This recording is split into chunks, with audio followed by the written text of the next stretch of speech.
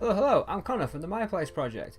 In this video, we're going to quickly go over iNaturalist, like how to install iNaturalist and how to use iNaturalist. But before we get started with that, a bit boring, isn't it? Let's change that background. Now that's better. So, first of all, you might be wondering, what is iNaturalist?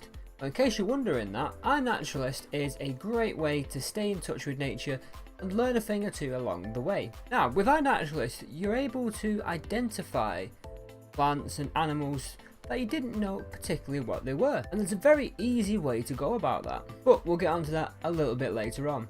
First of all, we need to install the app. You can install the app both on Apple and Android devices, both smartphones and tablets.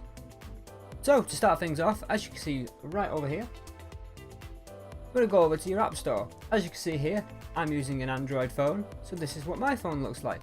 Your phone could be slightly different, but they should be relatively the same steps. So if you go to the top of the screen where you have your search bar, go ahead and type iNaturalist. Once you've found the one that you're looking for, being this one, go ahead and click install. Okay, now the app's installed, we're ready to start using it. Once the app's opened, you'll be greeted with this screen. Follow the on-screen steps and it will take you to the place to sign in or create an account. As soon as you're ready to log in or create your account, you'll be greeted with this screen. There's a few ways you can create an account or log into this. You can use your Facebook, you can use your Google, or you can log in with just your email. If you don't have an account, you want to go ahead and create the account and follow the on-screen steps. Once you've done that and you're all logged in and ready to go, you'll be greeted with this screen. As you can see here, I've made 101 observations. With your observations, these are pictures that I've taken and uploaded to the app, and for the most part, I didn't know what a lot of them were. And it's quite an easy way to find out, but we'll get onto that a little bit later on. Also with the app, you're able to join projects. Projects are pretty much groups of people that team up to see how many species they can find. To get over to projects, if you want to go and click in the top left of the screen, you see that right there, there's a red circle around it. Go ahead and click that, and it will present you with this drop down menu. You're going to go ahead and click on projects. Once you've done that, you'll be greeted with this screen. These are the projects that I have currently joined. If you scroll along to the next tab, you have nearby.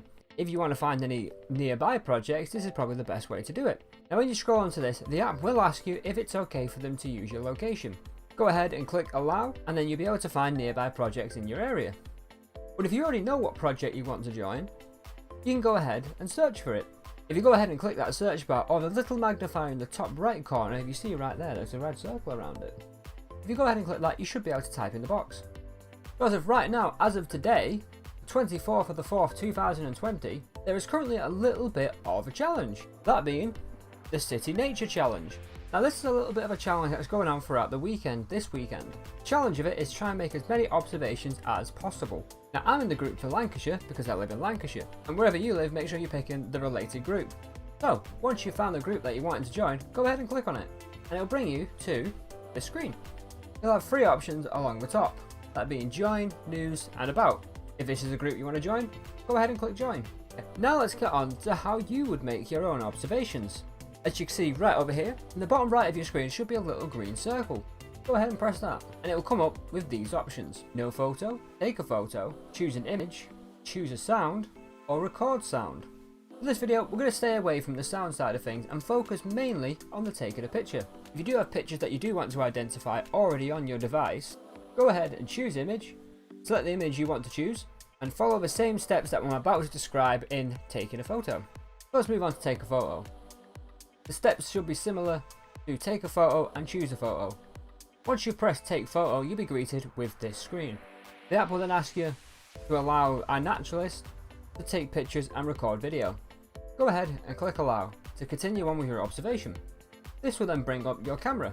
So as you can see here, it's quite a nice flower, but I don't quite know what it is. As you can see here, after you've taken your picture, you'll be greeted with this screen. As you can see at the top, that's your picture. Underneath it, you've got a box that says, what did you see? If you didn't know what you saw, don't worry about it. We can come back to that a little bit later. Under that, you have your notes, just in case you want to add a note. There's the date and the time the photo was taken. You have the location where the photo was taken. There's also the option to take a second photo. The top left of your screen, right next to your first photo, will be a box with a camera in. If you go ahead and press that, you'll be able to take a second photo. Taking a second photo makes it a little bit easier for someone to identify, maybe getting a different angle of it, and what's included on the picture. Now again, if you're not really sure what you've seen, you can either leave the box blank, or if you go ahead and click on the what did you see box, as you can see here, it'll give you a couple of suggestions on what they think it is. However, if you're still not sure, feel free to leave it blank. Once you're done and happy with all of that, go ahead and press the tick in the top right corner of your screen. Doing that will upload it to the app. As you can see there, I've now made 102 observations and my pictures are uploaded. Now I can check back that in a few days to see if anyone's identified what I found. And that's pretty much how you use iNaturalist. If you have any further questions, do feel free to drop them down in the comments. Don't forget to go and give us a follow on all our social medias. If you found this video useful, make sure you go ahead and click that like button. If you're not already, make sure you're hitting that subscribe button. Thanks again for watching, and we'll see you in our next video.